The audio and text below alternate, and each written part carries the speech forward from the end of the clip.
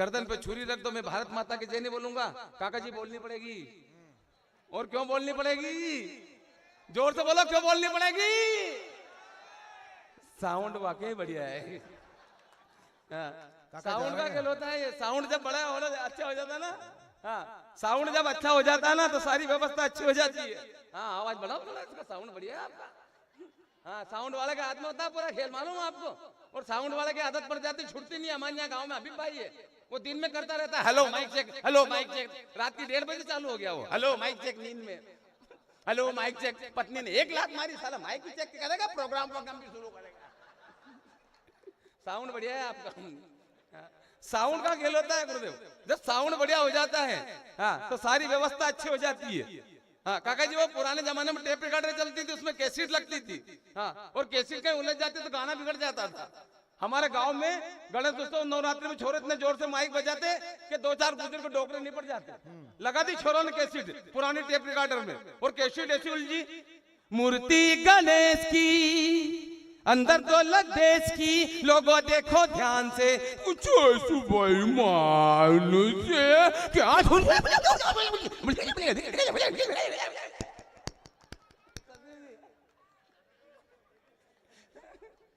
Sound वाकई बढ़िया है आपका।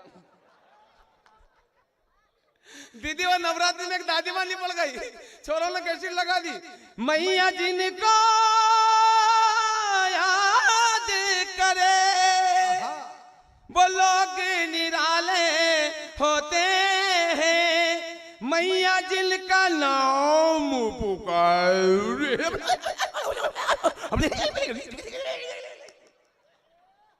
दादी माँ गई। साउंड बढ़िया है आपका।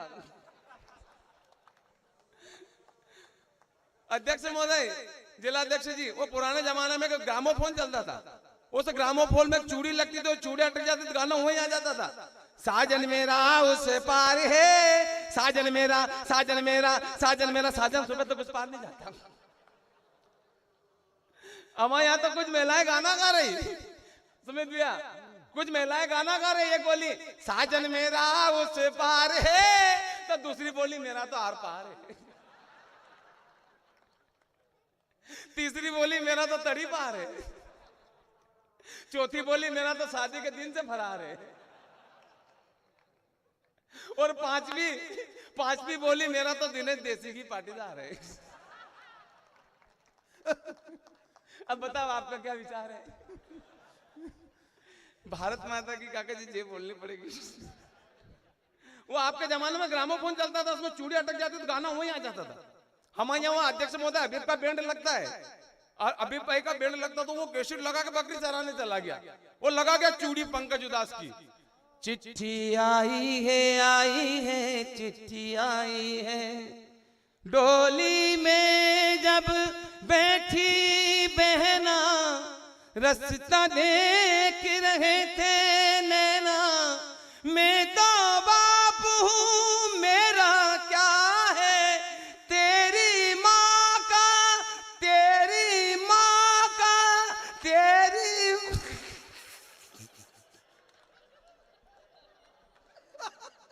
सारे लोग ताली बजाओ, नहीं तो रात भर चूड़ी हेट गए।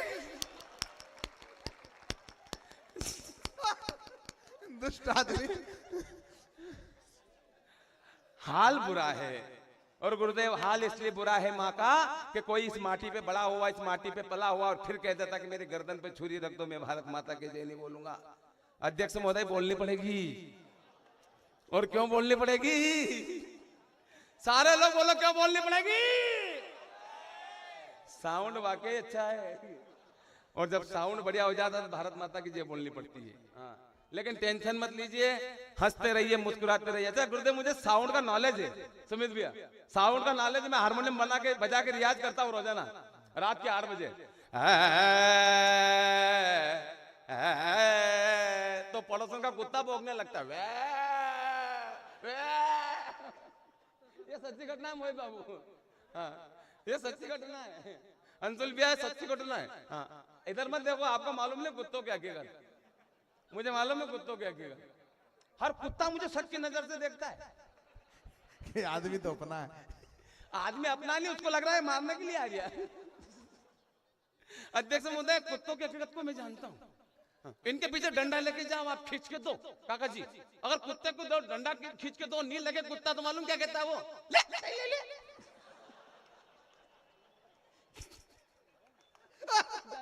क्या बोलता है? क्या बोलता है? उसको खींच के दो, मालूम पड़ेगा, ले। ऐसे टांग करता नहीं, खींच के दो उसको, नहीं लगे ले। न कहीं काका जी उसको लग जाए तो फिर क्या कहता मालूम, वाह वाह, अच्छी नहीं। देखो ये आया एनिमल लवर। ये नया है यार, नया है यार।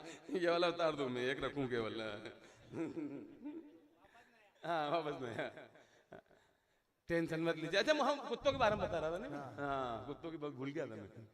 तो उनका मैं रियाज करता हूँ रोजाना 8 बजे। तो पड़ोसन का कुत्ता भौंकने लगता है। मैंने पड़ोसन से कहा, भाभी जी आपका कुत्ते को चुप कराइए, जब भी मैं गाने का रियाज करता है भौंकने लगता है। पड़ोसन बोली, इसमें कुत्ते का क्या दोष, शुरुआत तो आप करते हो। टेंशन मत लीजिए, हंसते रहिए, मुस्कुराते रहिए, खिलखिलाते रहिए। चर्चा हुई देश के अंदर, अध्यक्ष महोदय, चर्चा हुई धारा 370 क्यों हटी। बताया था मोहित बाबू ने, धारा 370 क्यों हटी। धारा 370 इसलिए हटी बाबूजी, क्योंकि साउंड बढ़िया था। और जब साउंड बढ़िया हो जाएगा तो गैस के जहाज भी अपने आ गए मुंबई तक, कोई टेंशन लेने की जरूरत नहीं है। हाँ, ये हिंदुस्तान है। हाँ, तो टेंशन लेने की जरूरत नहीं, साउंड बढ़िया है आपका। लेकिन मैं इतना कहना चाहता हूं कि हंसते रहिए, मुस्कुराते रहिए, खिलखिलाते रहिए। हंसो और डॉक्टर से बचो। आप जितना हंसोगे उतना डॉक्टर से बचोगे, जानी भैया। जितना हंसोगे उतना डॉक्टर से बचोगे, क्योंकि अब तो विज्ञान भी मानने लगा है कि लाफ्टर इज बेस्ट मेडिसिन। हंसने से बढ़िया कोई दवाई नहीं हो सकती मेरे भाई। हंसने से बढ़िया कोई दवाई नहीं हो सकती। और परमात्मा ने इंसानों के अंदर यही खासियत दी है कि इंसान और जानवर में यही फर्क होता है कि जानवर हंस नहीं पाते और इंसान हंसते हैं। इंसान हंसते हैं भाई साहब।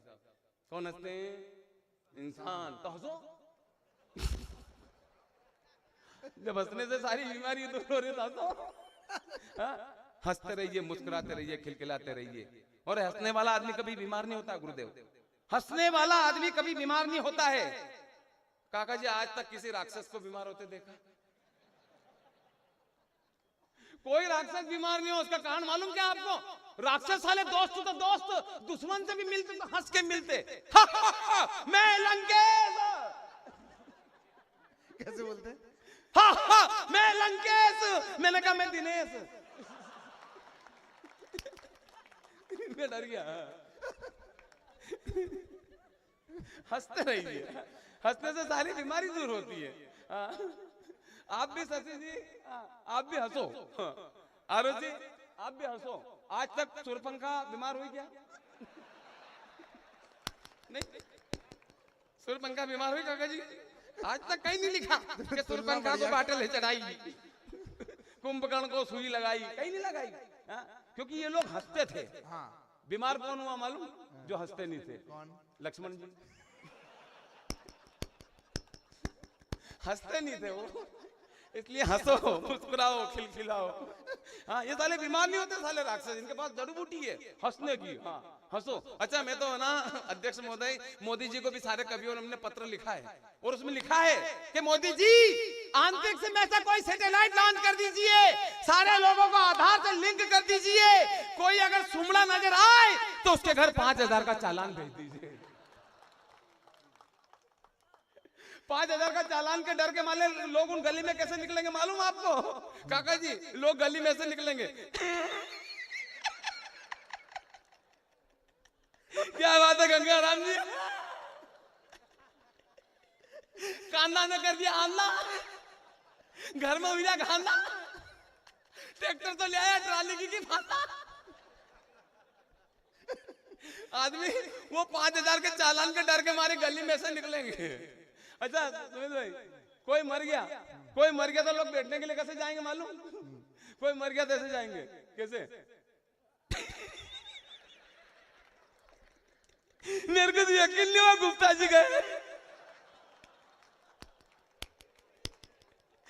मेरे को यकीन नहीं हुआ गुप्ता जी गए।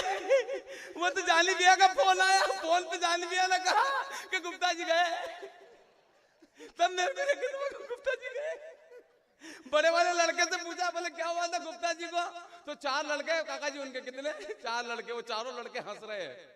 हंसेंगे क्यों नहीं हंसेंगे मालूम? 4 लड़के हैं, 4 पंजे 20, उनके भी कटेंगे। हाँ नहीं हंसेंगे तो चाला वो थोड़ी छोड़ा, वो सैटेलाइट थोड़ी छोड़ेगा, इनके बाप मरा है कौन मरा है, वो तो काट लेगा पैसा। 4 पंजे 20। तो वो 4 लड़के हंस रहे हैं आपस में। बोले क्या हुआ था गुप्ता जी को? तो बड़े वाला लड़का कहने लगा, महीने भर से बीमार थे, डॉक्टर का खूब इलाज चला, खूब इलाज चला डॉक्टर का। फिर इनको ले गए इंदौर, भोपाल, इंदौर ले गए, बॉम्बे हॉस्पिटल में। डॉक्टर ने हार्ट का ऑपरेशन किया, और हार्ट का ऑपरेशन करने के बाद लाल बत्ती जली। हम समझ गए कि गुप्ता जी गए। जानी लिया गए, गुप्ता जी गए। हंसते रहिए, मुस्कुराते रहिए, खिलखिलाते रहिए। हंसने के लिए कहीं जाने की जरूरत नहीं है। टेंशन मत लीजिए आप। अध्यक्ष महोदय, धारा 370 क्यों हटी? अगर मैंने ठीक कह दिया हो, किसी की पार्टी के हो आप, अगर कोई अच्छा काम कर रहा हो तो उसका समर्थन किया कीजिएगा, कोई अगर गलत काम करता हो तो उसका विरोध किया कीजिएगा। यही लोकतंत्र की परिभाषा है मेरे भाई। धारा 370 क्यों हटी? अगर मैंने ठीक कह दिया हो तो समर्थन करना। और बधाई की ताली हिंदू नववर्ष के माध्यम से आप गुड़ी पड़वा का ये पावन पर्व मना रहे, पावन पर्व मना रहे, पहुंचाना वहां तक जिस व्यक्ति ने ऐसा काम कर दिया हो। धारा 370 हिंदुस्तान के अंदर नासुरत की बीमारी थी, एक ऐसी कैंसर की बीमारी थी जो आने वाले समय में हिंदुस्तान को, कश्मीर को अलग कर देती थी। लेकिन उस धारा को हटा दिया उस महानायक ने। अगर मैंने ठीक कह दिया हो तो एक हाथ भी कोताही मत करना, बधाई की ताली पहुंचाना। धारा 370 क्यों हटी? हल्का से को बढ़ाओ मेरे भाई। धारा 370 इसलिए हटी, गद्दारों के सर वार दिए, जिगराए सा दिखलाया है। अध्यक्ष महोदय, धारा 370 जब हटी थी तो महबूबा मुफ्ती ने कहा था कि धारा 370 अगर हटाई गई तो कोई तिरंगा उठाने वाला नहीं मिलेगा। मैंने कहा महबूबा जी, ये 2026 का तिरंगा है, आप उठाने की बात करती हो, मेरा तिरंगा चांद पर लहरा रहा है, चांद पर लहरा रहा है। तिरंगा उठाने वाला नहीं मिलेगा। छोटो उधर देख, क्या है तिरंगे की ताकत। अगर देखना चाहता है तो ये गेम वगैरह छोड़ देना और देखना यूट्यूब पे वीडियो डाला है न्यूज चैनल का, 2023 का। रूस और यूक्रेन का युद्ध प्रारंभ हुआ था तो रूस के राष्ट्रपति पुतिन और यूक्रेन के राष्ट्रपति जेलेंस्की ने स्पष्ट शब्दों में अपने सिपाहियों से यह कह दिया था कि जिस बिल्डिंग पर तिरंगा हो, जिस वाहन पर तिरंगा हो और जिसके हाथ में तिरंगा हो, उसकी तरफ नजर उठाकर भी मत देख लेना।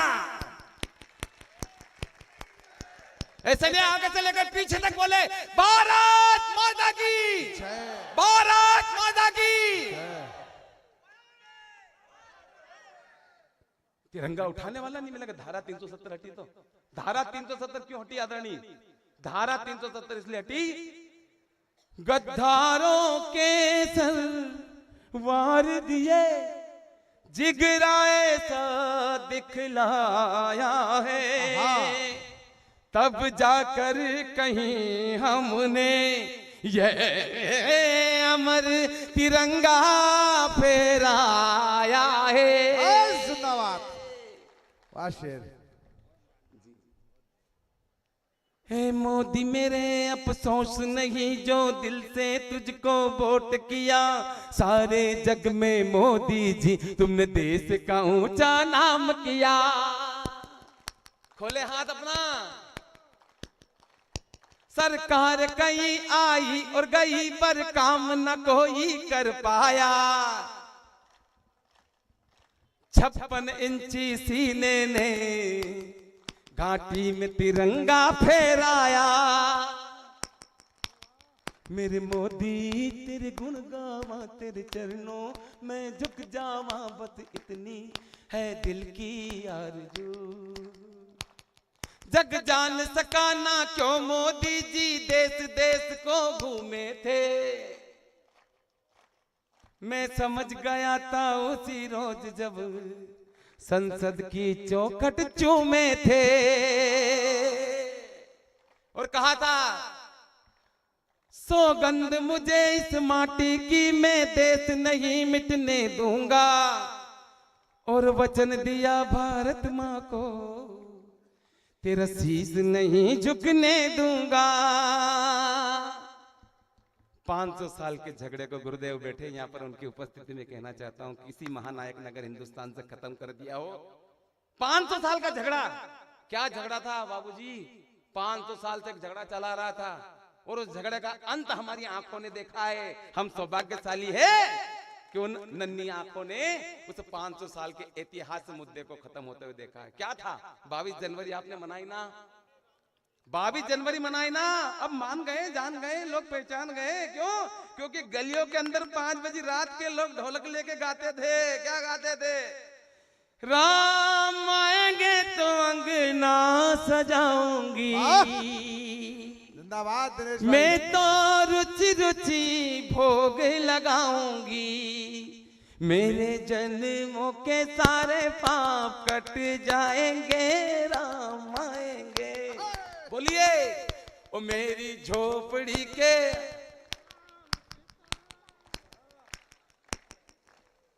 ओ राम आएंगे, आएंगे राम आएंगे। जान भैया जिधर देखो मनोज भैया, टोपी वाले जिधर भैया। देखो, जिधर देखो उधर सुमित भैया एक ही दृश्य, अमन भैया एक ही दृश्य था। मालूम क्या?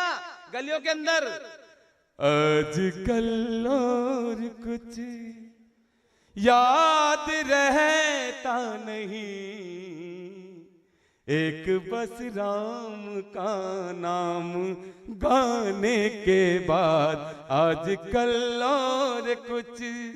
राम के नाम की है महिमा बड़ी, जो न समझा हुई उसकी खटिया खड़ी, सबूतों को मिटाने की कोशिश भी की, पर उभरे राम मिटाने के बाद। बहुत बढ़िया भाई। 500 साल का झगड़ा क्या था गुरुदेव? अगर मैंने ठीक कह दिया हो तो एक हाथ भी बधाई की ताली खामोश मत रखना, पहुंचाना उस महानायक तक। क्या था वो 500 साल का झगड़ा? कि एक फकीर मिलाए साजो जपता रहा प्रभु की माला, उस राम भक्त बजरंगी ने श्री राम का भवन बना डाला। बहुत बहुत धन्यवाद आपका। टेंशन लेने की जरूरत नहीं, सारा टेंशन अध्यक्ष महोदय के जिम्मे कर दीजिए। आप तो हंसते रहिए, मुस्कुराते रहिए। गुरुदेव कंफ्यूजन हो जाता है। हम एक जगह भजन गाने के लिए चले गए, हमने भजन गाया, ओ मैया मोरी मैं नहीं माखन खायो। दीदी गांव वाला के बिल्कुल समझ में नहीं आयो, तो हमने राग में सुनायो, मैया मोरी मैया मोरी मैया मोरी।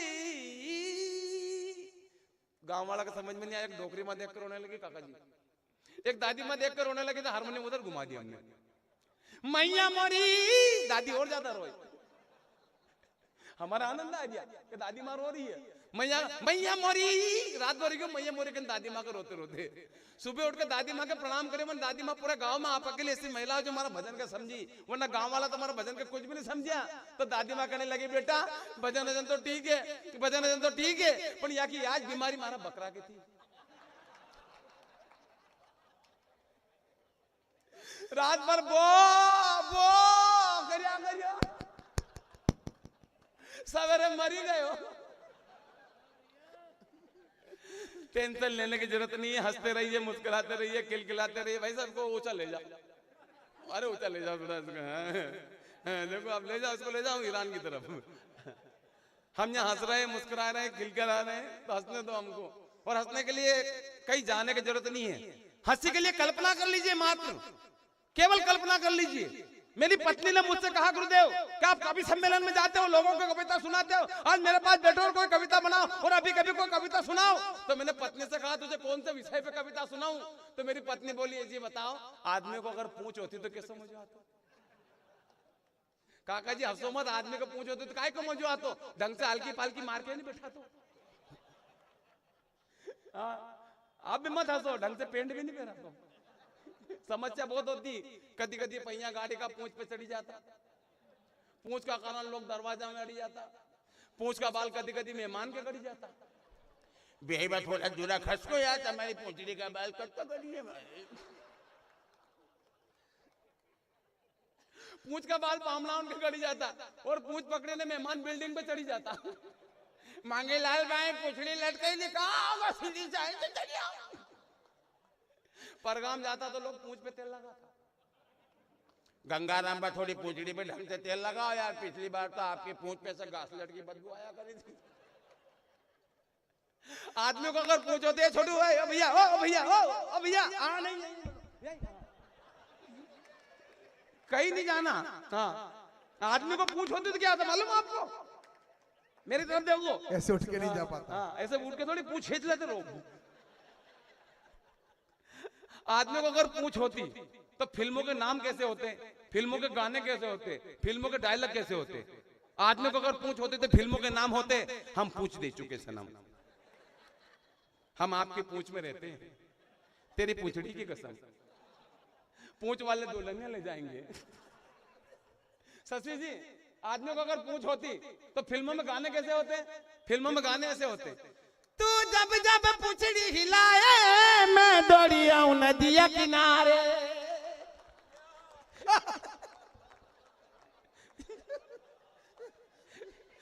गाने होते, पूंछड़ी वाले पूंछड़ी हिला।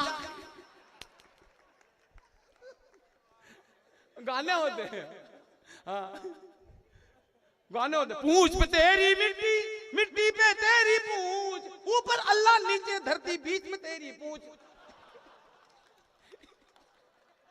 ये गाने होते। दीदी वो बाजीराव मस्तानी में ऐसा गाना होता, ऐसा देखी जो पूंछ तेरी मैं दीवानी हो गई, मशहूर तेरी पूंछ की कहानी हो गई, देखी जो पूंछ तेरी मैं दीवानी हो गई। आदमी को अगर पूंछ होती तो डायलॉग कैसे होते फिल्मों के? आदमी को अगर पूंछ होती तो फिल्मों में इस डायलॉग होते ऐसे। तिरंगा फिल्मों में राजकुमार, नाना पाटेकर, गेंदा स्वामी ये कमांडो बड़ा खतरनाक है, तुम्हारा बाप है, पूछने से पहले पूछ काट देता है। और रहा सवाल हमारा, तो जानी ना तलवार की धार से ना गोलियों की उछार से, बंदा डरता है तो केवल पूंछड़ी की मार से।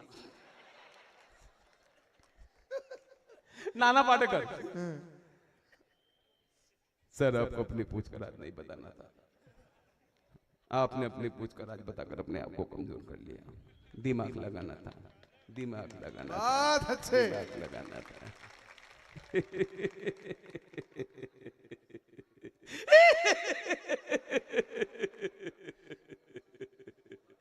आ गए मेरी पूंछ का तमाशा देखने के लिए। ऐसे तो मैं पूछ हिलाऊंगा, आप देखोगे चर्चा करते हो, घर चले जाओगे, खाना खाओगे, सो जाओगे, कुछ फर्क पड़ने वाला नहीं। तुम लोगों को पूछ हिलाने की आदत पड़ी तुम लोगों की। पहले राजा महाराजाओं के सामने, फिर अंग्रेजों के सामने, अब चंद नेता गुंडों के सामने हिलाओ भाई हिलाओ। ये पिच्चू जाए तो हमारी पूंछ को तोड़ने का ख्वाब देख रहा है, ये वो ख्वाब देख सकता है क्योंकि उसे मालूम है किसी को किसी की पूंछ के लिए हमदर्दी नहीं है। सारे एक दूसरे की पूंछ खींच रहे, ये हिंदू की पूंछ है, मुसलमान की पूंछ है, सिख की पूंछ, ईसाई की पूंछ, खींचो। एक पूंछ को तोड़ना आसान है, लेकिन पूंछ के भारे को तोड़ना कठिन। मैंने पढ़ा था स्कूल में तीसरी।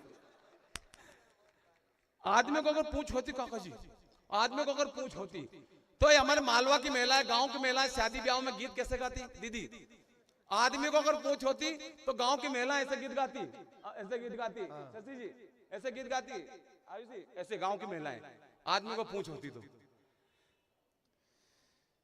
तमारी पूछड़ी देख के जल गेलोगे घड़ा।